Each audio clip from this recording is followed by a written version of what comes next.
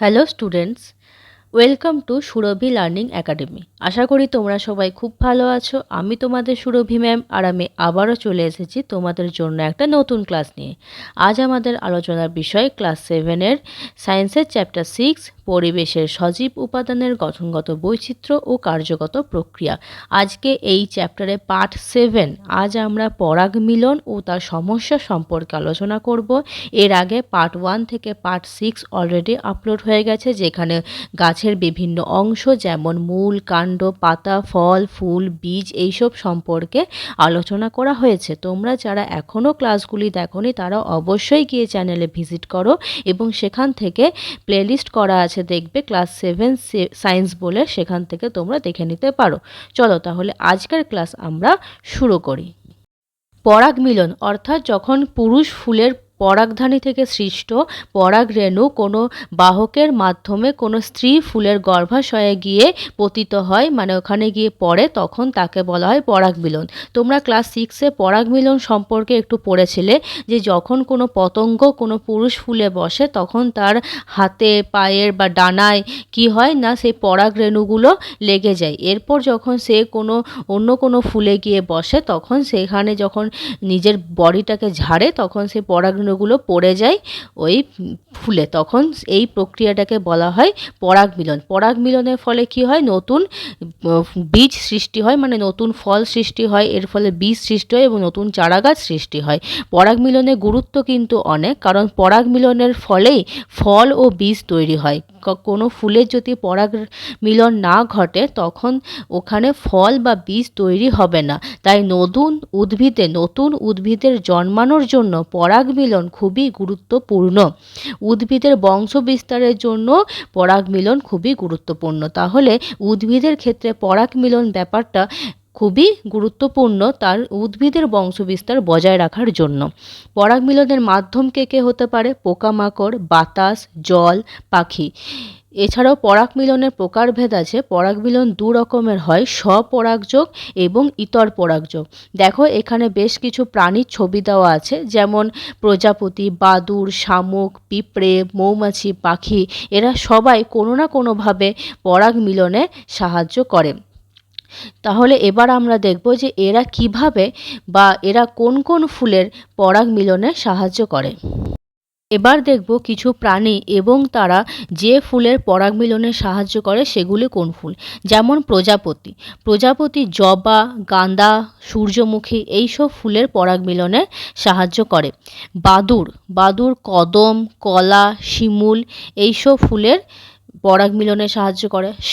শামুক যেহেতু মাটিতে চলাফেরা করে তাই ছোট ও মাটির কাছাকাছি ফুলের পরাগ মিলনে সাহায্য করে, যেমন কচু, ওল। পিঁপড়ে কোথায় বসে, মানে যেখানে মিষ্টি রসালো ফল, ছোট মিষ্টি রসযুক্ত ফল যেমন লিচু, আম এইসব ক্ষেত্রে কি হয় না, পিঁপড়ে পরাগ মিলনে সাহায্য করে। মৌমাছি সরিষা, সূর্যমুখী এবং পাখি শিমুল, পরাগ, কলা ফুল। তাহলে আমরা এখানে দেখতে পাচ্ছি যে আমরা ফুল অধ্যায়ে দেখেছিলাম যে ফুল আকৃষ্ট করে, কাদের আকৃষ্ট করে? এই যে পতঙ্গদের বা যে কোনো প্রাণীকে আকৃষ্ট করে। কেন আকৃষ্ট করে? যাতে ওই পতঙ্গ বা প্রাণীটা ওই ফুলে গিয়ে বসবে এবং সে পরাগ মিলনের মাধ্যম হয়ে উঠবে। তাহলে এখানে আমরা দেখলাম যে কোন প্রাণী কোন ফুলের পরাগ মিলনে সাহায্য করে। এই প্রাণীগুলো কি করে, মানে যে কাজ করতে পারে সেগুলি হলো, একটি ফুলের পরাগরেণু সেই ফুলের গর্ভমুণ্ডে স্থানান্তরিত হয়।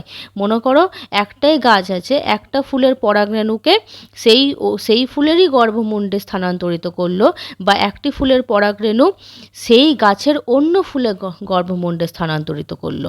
তাহলে দেখো এখানে হাইলাইট করা পার্টগুলো দেখবে। 1 নম্বরে কি আছে, যে একটি ফুলের পরাগরেণু সেই ফুলেরই গর্ভমুণ্ডে স্থানান্তরিত হলো।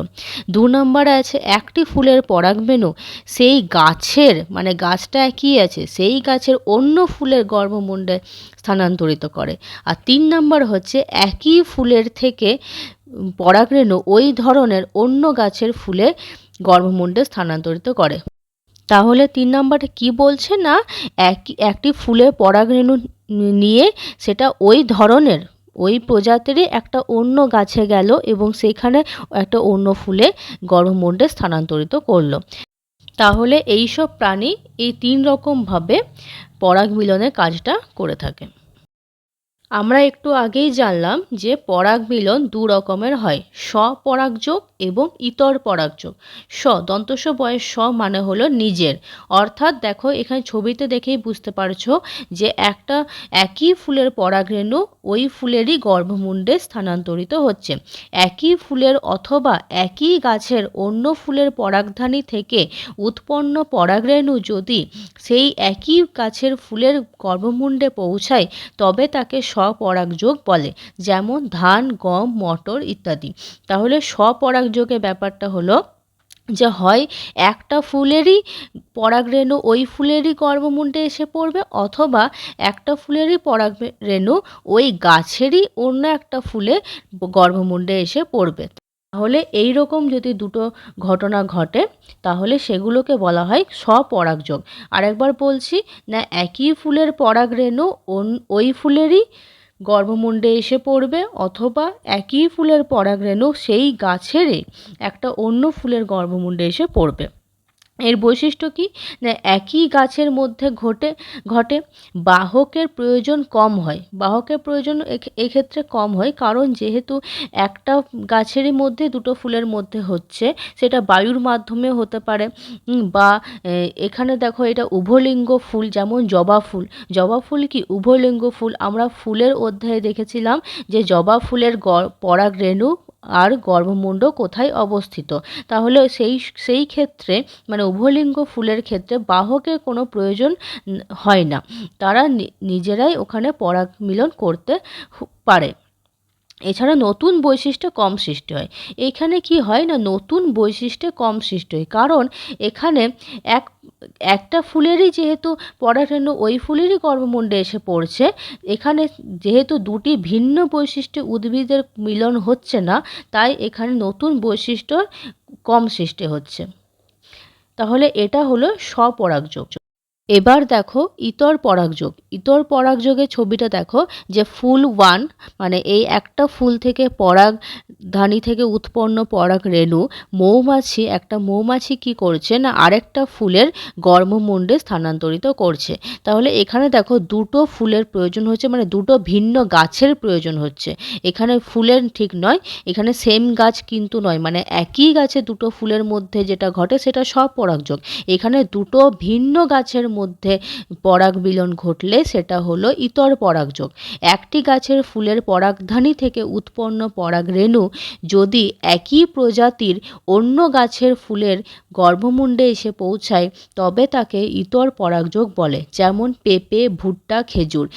অবশ্যই কিন্তু একই প্রজাতির হতে হবে, এমন হলে হবে না যে কুমড়ো গাছের পরাগরেণু শশা গাছে গিয়ে পড়লো, সেটা হবে না, বা পেঁপে গাছের পরাগরেণু ভুট্টা গাছে গিয়ে পড়লো, সেক্ষেত্রে ইতর পরাগযোগ হবে না। একই প্রজাতির গাছ হতে হবে অবশ্যই, কারণ ভিন্ন প্রজাতির গাছ হলে কি হবে, পরাগ মিলন ঘটবে না। কিন্তু এক্ষেত্রে কি হচ্ছে না, একটি গাছের ফুলের পরাগধানী থেকে উৎপন্ন পরাগরেণু মৌমাছি, এখানে একটা মৌমাছি বা যে কোনো বাহক কি করছে না একটা অন্য গাছের মানে সেম প্রজাতির একই প্রজাতির অন্য গাছের ফুলের গর্ভমুণ্ডে পৌঁছায়। এই ক্ষেত্রে এই ঘটনাকে বলা হয় ইতর পরাগযোগ। এর বৈশিষ্ট্য কি না, দুটি ভিন্ন গাছের মধ্যে ঘটে। স্বপরাগযোগে আমরা দেখেছিলাম যে একই গাছের মধ্যে ঘটে, এখানে দুটি ভিন্ন গাছের মধ্যে ঘটে। পোকামাকড়, বাতাস, জল ইত্যাদির সাহায্যে ঘটে। এখানে কিন্তু বাহকের প্রয়োজন আবশ্যক, বাহক ছাড়া এখানে ইতর পরাগযোগ ঘটবে না। নতুন বৈশিষ্ট্য সৃষ্টি হতে পারে, যেহেতু এখানে দুটো ভিন্ন মানে একই প্রজাতির দুটো গাছের মধ্যে পরাগ মিলন ঘটছে, তাই এখানে নতুন বৈশিষ্ট্যের সৃষ্টি হচ্ছে। আর স্বপরাগযোগে কি হচ্ছিল না, একটি গাছের মধ্যেই পরাগ মিলন হচ্ছে, তাই ওখানে নতুন বৈশিষ্ট্যের সৃষ্টি হতে পারছিল না। কিন্তু এখানে যেহেতু একই প্রজাতির দুটি ভিন্ন গাছের মধ্যে পরাগ মিলন ঘটছে, তাই এক্ষেত্রে এটি নতুন বৈশিষ্ট্য সৃষ্টি হতে পারে। তাহলে এটা হলো ইতর পরাগযোগ। একদমই সহজ ভাষায় মনে রাখবে, স্বপরাগযোগ মানে হলো একই গাছের মধ্যে মানে একটাই গাছ থাকবে, সেই গাছের ফুলেরদের মধ্যে পরাগ মিলন। আর ইতর পরাগযোগ মানে হলো দুটি আলাদা গাছের মধ্যে পরাগ মিলন, কিন্তু সেই দুটি আলাদা গাছ যেন প্রজাতি আলাদা না হয়, প্রজাতি একই হবে। অর্থাৎ পেঁপে গাছের পরাগ মিলন পেঁপে গাছের ফুলের সাথেই হবে, এটাই হলো ইতর পরাগযোগ। এরপর দেখব পরাগ মিলনের কিছু সমস্যা, মানে পরাগ মিলনের কিছু সমস্যা দেখা যায়, সেগুলো আমরা দেখব। এক হচ্ছে পরাগবাহীর অভাব। পরাগবাহী বলতে কাদের বোঝানো হয়? যারা বাহক, যারা পরাগ মিলনে সাহায্য করে, যেমন মৌমাছি, প্রজাপতি, পাখি, শামুক, এদের সংখ্যা যদি কমে যায়, ঠিক আছে, এদের সংখ্যা যদি কমে যায় তাহলে পরাগরেণু এক ফুল থেকে অন্য ফুলে কি করে যাবে? যেতে পারবে না, তখন একটা পরাগ মিলনের সমস্যা দেখা যাবে।